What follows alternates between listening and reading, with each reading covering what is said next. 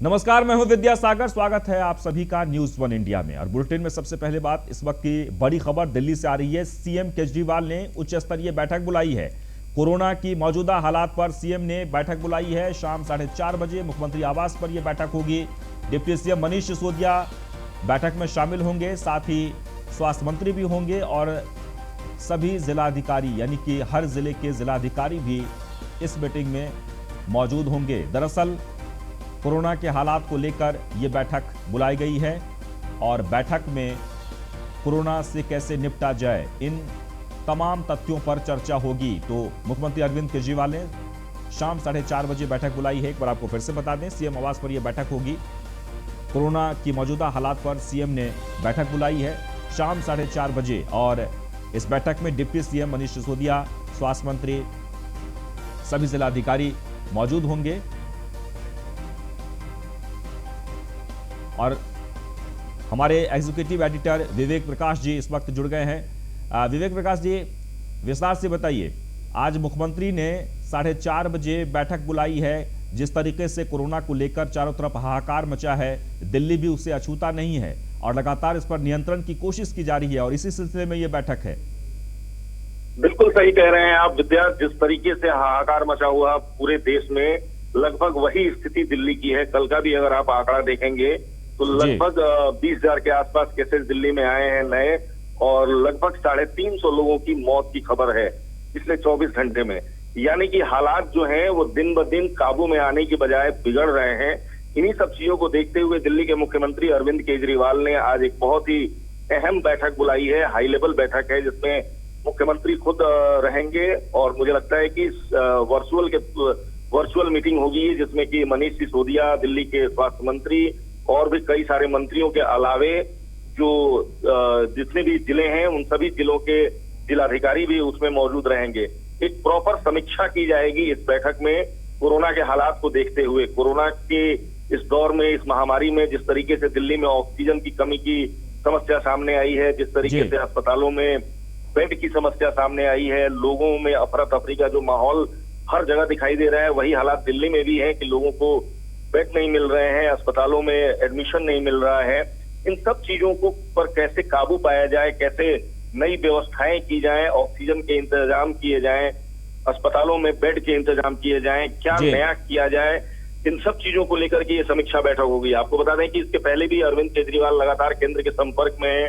Oxygen की supply को लेकर के सवाल उठाया गया दिल्ली सरकार के द्वारा, जिस पर अब मामला सुप्रीम कोर्ट तक पहुंच चुका है और सुप्रीम कोर्ट ने एक तरीके से लताड़ लगाते हुए केंद्र सरकार को यह कहा है कि दिल्ली को तो ऑक्सीजन आपको देना ही होगा जो 700 मीट्रिक टन दिल्ली को चाहिए।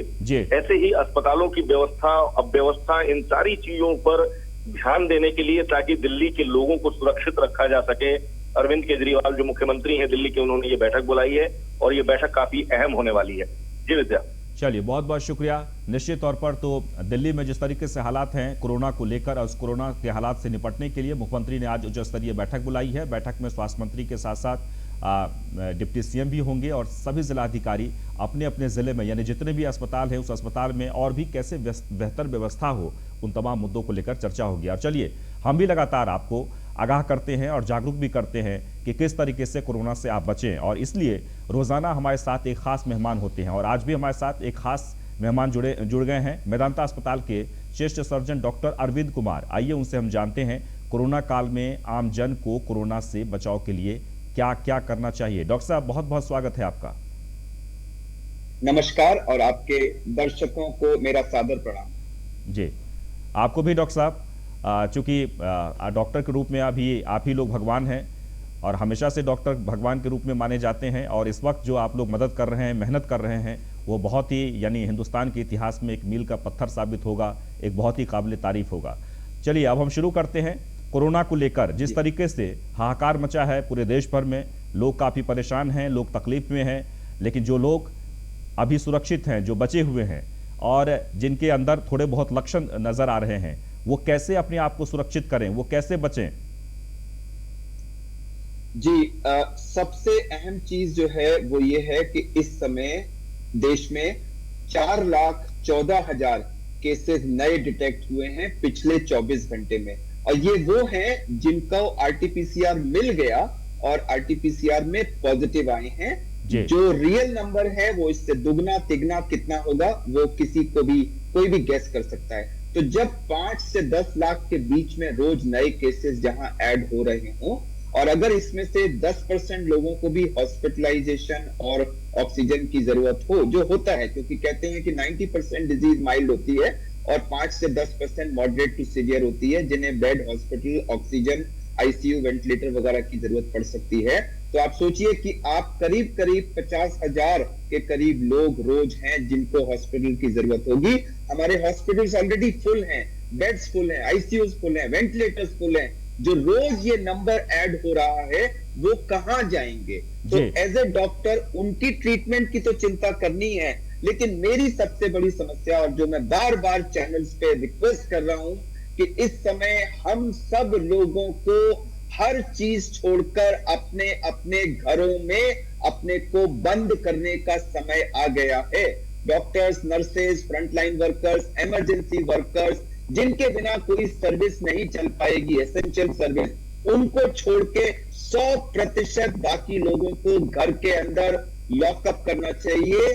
बढ़ते हुए नंबर्स को घटाने का यही एकमात्र तरीका है। और अगर हमने ये नहीं किया तो आप पूरी दुनिया से सारी मेडिकल फैसिलिटीज यहां बुला लेना, वो फिर भी इनसफिशिएंट होगी और आने वाले वक्त शायद आज से भी ज्यादा बुरा होगा। इसलिए मेरी अपील है कि अपना जो ह्यूमन टू ह्यूमन इंटरेक्शन है उसको रोकें ताकि ये बढ़ता हुआ संक्रमण रुके। ये सबसे बड़ी जरूरत है। बिल्कुल। और इसमें लगातार जो है सुप्रीम कोर्ट की तरफ से भी ये कहा गया है कि हिंदुस्तान यानी कि देश की जो केंद्र सरकार है वो क्यों नहीं लॉकडाउन पर विचार करे, क्योंकि लोग ऐसे हैं कि जब तक पूरी तरीके से सख्तियां नहीं बढ़ते जाए तब तक लोग मानने के लिए तैयार नहीं है। अभी अभी हम घर से जब आ रहे थे तो हमने देखा कि यहाँ तो कोई कुछ है ही नहीं, न कर्फ्यू है न लॉकडाउन है, कोई असर नहीं है। काफी संख्या में लोग सड़कों पर घूम रहे हैं, बाजार में जा रहे हैं, उन्हें कोई चिंता नहीं है कोरोना को लेकर। लेकिन चलिए डॉक्टर साहब अब सवाल पे आते हैं, क्योंकि आप भी बार बार सोशल मीडिया के जरिए आगाह करते हैं, हम लोग भी करते रहते हैं और हम उम्मीद करते हैं कि कम से कम जो हमारे दर्शक हैं वो इस बात को जरूर फॉलो करें। अब सवाल एक बड़ा जो उठ रहा है, जो भी लोग कोरोना पॉजिटिव हो रहे हैं, मेडिसिन के बाद, ट्रीटमेंट के बाद जो ठीक हो जा रहे हैं, लौट के जब वो अपने घर आते हैं तो उनको हार्ट अटैक आता है और तुरंत उनकी मौत हो जाती है। ऐसा क्यों हो रहा है? देखिए, ये कहना कि जो लोग ठीक होके आते हैं उनको सबको या काफी भारी संख्या में ऐसा हो रहा है, ऐसा नहीं है।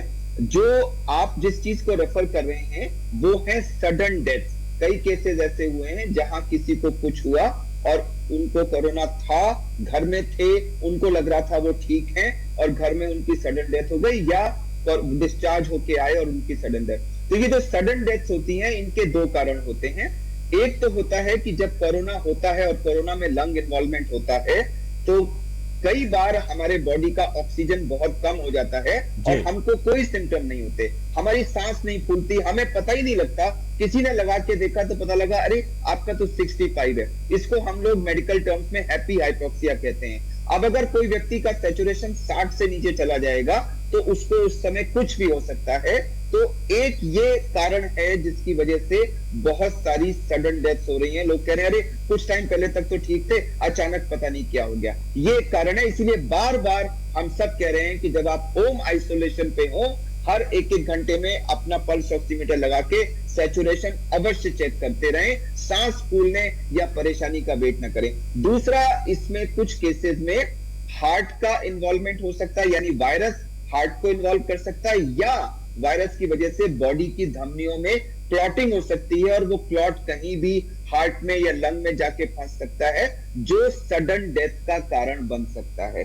तो इसीलिए जो हॉस्पिटलाइज पेशेंट्स होते हैं, जो मॉडरेट टू सीवियर कैटेगरी वाले होते हैं, उनको हम हॉस्पिटल में ब्लड थिनर्स, एंटीकोएगुलेंट्स देते हैं और डिस्चार्ज के बाद भी उनको एंटीकोएगुलेंट्स 10 से 20 दिन के लिए रिकमेंड करते हैं ताकि इस समस्या का समाधान किया जा सके। लेकिन कृपया ये चीजें अपने आप ना लें, ये केवल डॉक्टर के प्रिस्क्रिप्शन पर ही लें।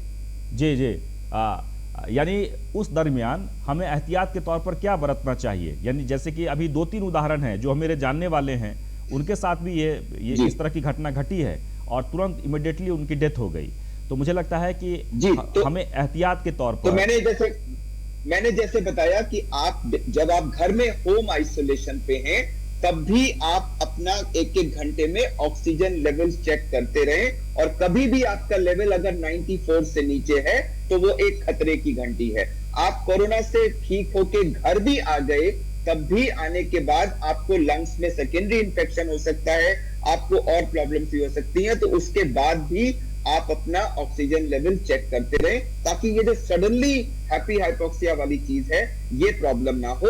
और जो लोग मॉडरेट और सीवियर कैटेगरी के हैं उनको अस्पताल में ये ब्लड थिनर्स और एंटीकोएगुलेंट दिए जाते हैं। तो डिस्चार्ज के साइन जब आपको वो दवाएं बताई जाए तो उनको नियम से लें। कुछ लोगों को मैं जानता हूं जिन्होंने घर आके उसको बंद कर दिया, अरे डॉक्टर साहब ने लिख दिया होगा, जरूरत नहीं है, तो ऐसा करने से आपको नुकसान हो सकता है। जी डॉक्टर साहब, ऑक्सीजन जो बार बार जो ये खबर आ रही है, और देखिए अभी देश में बहुत सारे लोगों की डेथ हो रही है ऑक्सीजन की कमी के कारण, ऑक्सीजन नहीं मिलने के कारण।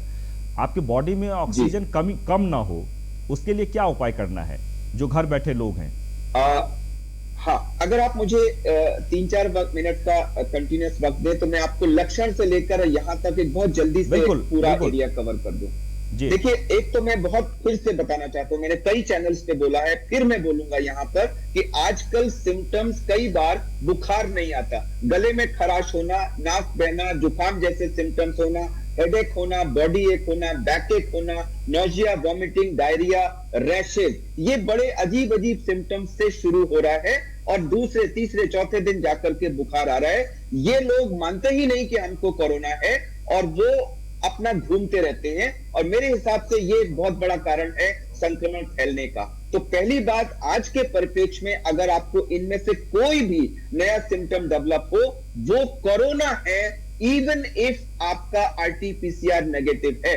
दूसरा, आरटीपीसीआर के लिए लोग जाते हैं, 70% केसेस में वो ट्रू पॉजिटिव होता है, 30% में वो फॉल्स नेगेटिव हो सकता है। तो पॉजिटिव तो पॉजिटिव है, लेकिन नेगेटिव जो है वो अभी भी पॉजिटिव हो सकता है फॉल्स नेगेटिव की। तो हम आज के परिप्रेक्ष्य में सिम्टम्स को अहमियत दे रहे हैं। अगर सिम्टम्स हैं तो आप अपने को आइसोलेट करिए घर के अंदर, नहीं तो आप 4-5 दिन अगर घूमते रहे पीसीआर के पॉजिटिव आने की, तो आप संक्रमण को बहुत फैला देंगे। घर में 90% लोग घर में रह के डॉक्टर से टेली कंसल्टेशन करके घर में ही अपने को आइसोलेट करके मैनेज कर सकते हैं, जिसके लिए एक 6 मंत्रा मैं बार बार सजेस्ट कर रहा हूं। पहला है डोंट मिक्स, यानी अपने को अलग कर ले।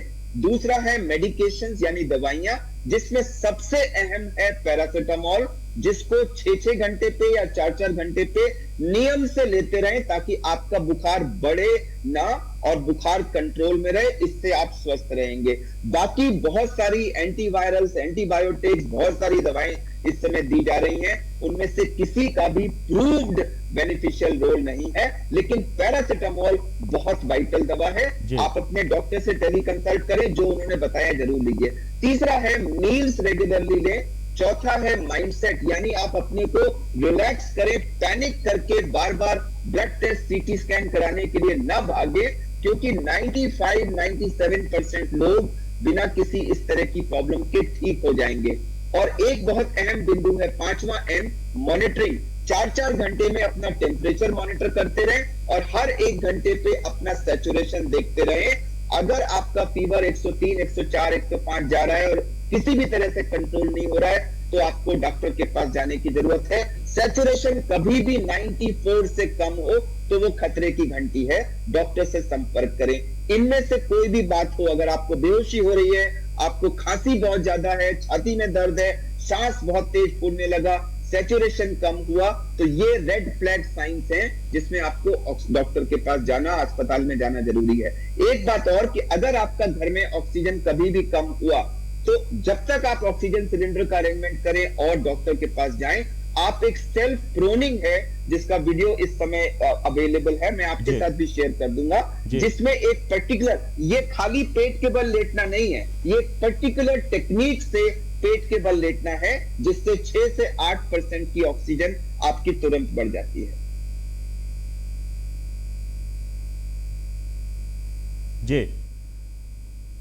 जी डॉक्टर साहब, तो ये कुछ चीजें हैं जिनसे आप अपना घर में इलाज कर देते हैं। मैं एक पॉजिटिव संदेश देना चाहूंगा लोगों को कि 98% लोग जिनको कोरोना हुआ है, वो 98% लोग ठीक हो जाएंगे। अगर आप देखें हमारी जो नेशनल फिगर्स हैं, मोर्टालिटी करीब करीब 1.6-1.7% के आसपास है।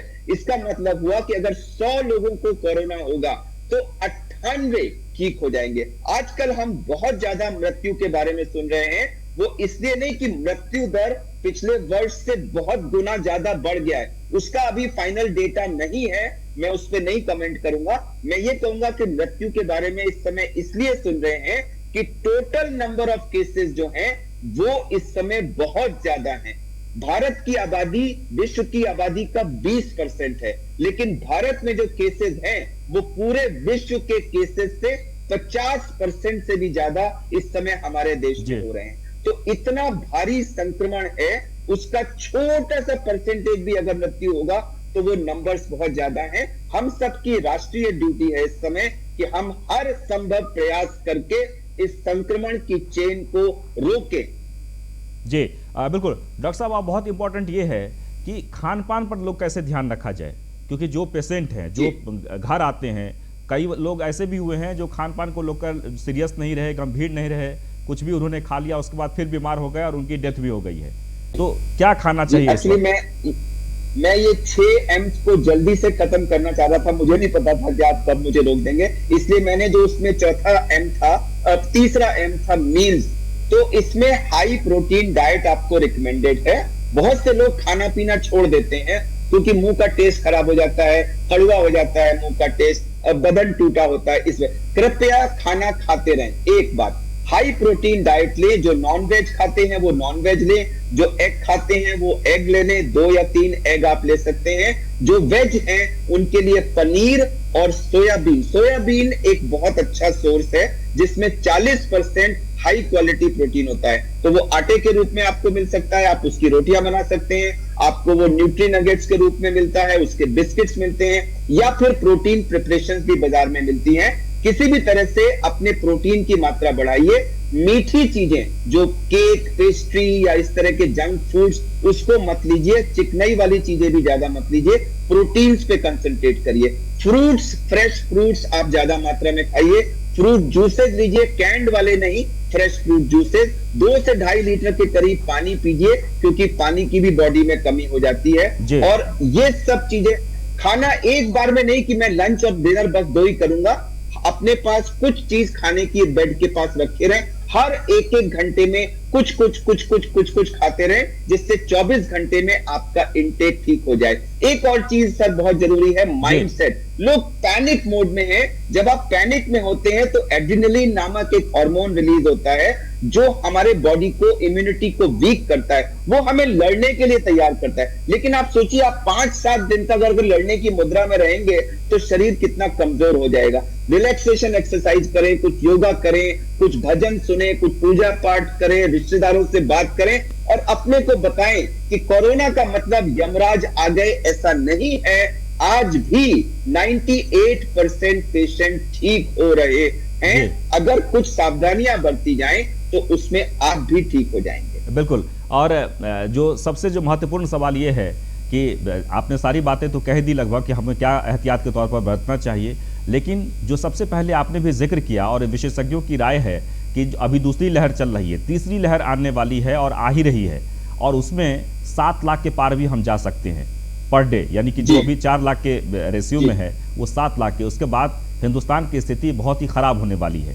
वो 7 लाख की स्थिति तक हम पहुंचे ही नहीं। अभी जो 4 लाख है वो 2 लाख पे आ जाए, 1 लाख पे आ जाए, और ये तब होगा जब जन सहयोग मिलेगा, आम लोगों की भागीदारी होगी, आम लोग उस पर सपोर्ट करेंगे। मैं चाहता हूं, चूंकि आप लगातार जो बातें कह रहे हैं लोग बड़े ही गौर से सुन रहे हैं, ध्यान से, आप इसमें बताएं कि हमें एहतियात के तौर पर अभी इमीडिएटली बहुत ही कम शब्दों में क्या क्या करना चाहिए। देखिए, हमारी सबसे बड़ी जरूरत इस समय, ये कैसे ट्रांसमिट होता है, ये एक व्यक्ति से दूसरे व्यक्ति में ट्रांसमिट होता है। कोई ऐसा नहीं है कि एनिमल के थ्रू है। तो अगर एक ह्यूमन बीइंग और दूसरे ह्यूमन बीइंग का एक इंटरेक्शन नहीं होगा तो ये ट्रांसमिशन रुक जाएगा। इसीलिए मैं बार बार अपील कर रहा हूं कि हम सब लोगों को घर में लॉकअप करना है। उसके अलावा हम इस नंबर्स को कम नहीं कर सकते। एक दूसरा, अगर हम इमरजेंसी वर्कर हैं या कुछ हैं निकलना जरूरी है तो हर हालत में मास्क पहन के निकले, या तो N95 रखिए या डबल मास्किंग, जिसमें अंदर वाला जो है वो ये 3 प्लाई सर्जिकल वाला मास्क हो और उसके ऊपर कपड़े का मास्क हो। कोई भी व्यक्ति जो दूसरा आपके सामने आ रहा है उसको संक्रमित मान के उससे कम से कम 1 मीटर से ज्यादा की दूरी रखें।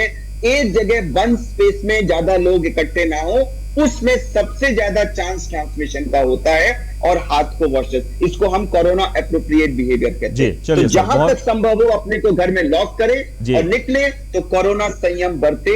यही इस संक्रमण की चेन को रोकने का एकमात्र तरीका है। चलिए, बहुत बहुत शुक्रिया हमसे जुड़ने के लिए। और आपने जो बातें कही है, आपने जो राय दी है, हम उम्मीद करते हैं कि लोग जो सुन रहे होंगे, जो देख रहे होंगे, और हम अधिक से अधिक लोगों तक पहुंचाने की कोशिश करेंगे, वो ज़रूर इसको फॉलो करेंगे और तभी कोरोना की चेन को हम तोड़ सकते हैं।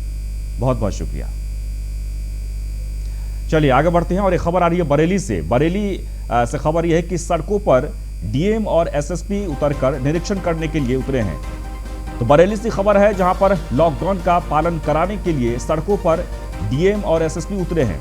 डीएम ने कोविड से बचने के लिए लोगों को जागरूक किया है। तस्वीरों में आप देख सकते हैं, बरेली की तस्वीर है जहां डीएम और एसएसपी ने सड़कों पर उतरकर लोगों को जागरूक किया है और लॉकडाउन पालन करने के लिए कहा गया है। दरअसल लगातार हम भी आपको यही कह रहे हैं कि कोरोना से अगर बचना है तो अपने आप को घर में बंद कर लीजिए, कैद कर लीजिए, बिना वजह के आप घर से बाहर नहीं निकलिए।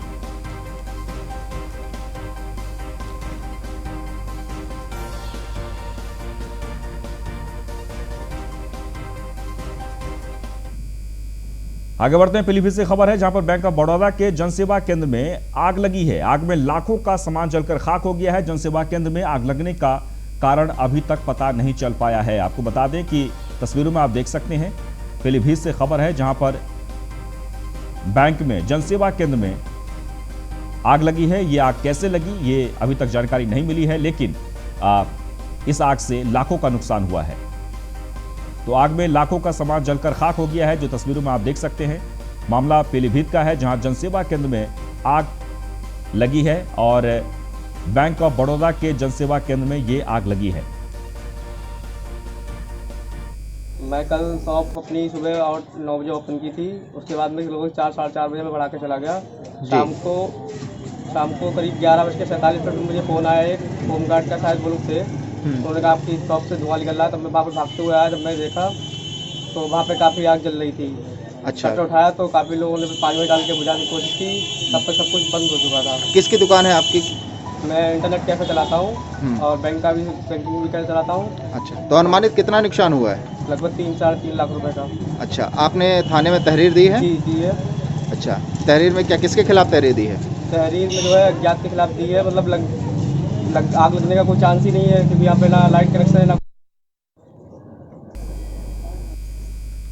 तो जनसेवा केंद्र में आग लगी है और अमित मिश्रा जुड़ गए इस वक्त हमारे साथ। हमारे समाचार अमित, जानकारी मिली आग कैसे लगी? सर, जो मकान की जो दुकान मालिक हैं उन्होंने बताया है कि शॉर्ट सर्किट की कोई सवाल नहीं उठता है, क्योंकि दुकान में लाइट कनेक्शन नहीं है। सोलर पैनल के हिसाब से वहां पर जो है लाइट की व्यवस्था की गई थी। चूंकि इसमें बीसी भी है बैंक ऑफ बड़ौदा की, तो बताया जा रहा है कि कल शाम को 4:30 बजे तक इसमें कार्य किया गया और उसके बाद शाम को जब वहां से चले गए तो रात 11:30 बजे एक होमगार्ड का कॉल पहुंचा मालिक के पास और कहा कि आपकी दुकान में आग लगी हुई है। तत्काल जब वहां से वो भाग करके आया तो उसने जैसे तैसे लोगों के सहयोग से आग को बुझाया। हालांकि अभी तक ये नहीं कंफर्म हो पाया है कि आग लगने का कारण क्या है। हालांकि तहरीर उसने थाने में दी है उसने, तो उसमें ये बताया है कि अज्ञात लोगों के खिलाफ तो तहरीर दी है, लेकिन अभी ये कंफर्म नहीं हो पाया, स्पष्ट नहीं हो पाया कि आग लगने का कारण क्या रहा है। चलिए, बहुत बहुत शुक्रिया जानकारी के लिए। और फिलहाल इतना ही, लेकिन आप बने रहें न्यूज़ 1 इंडिया के साथ।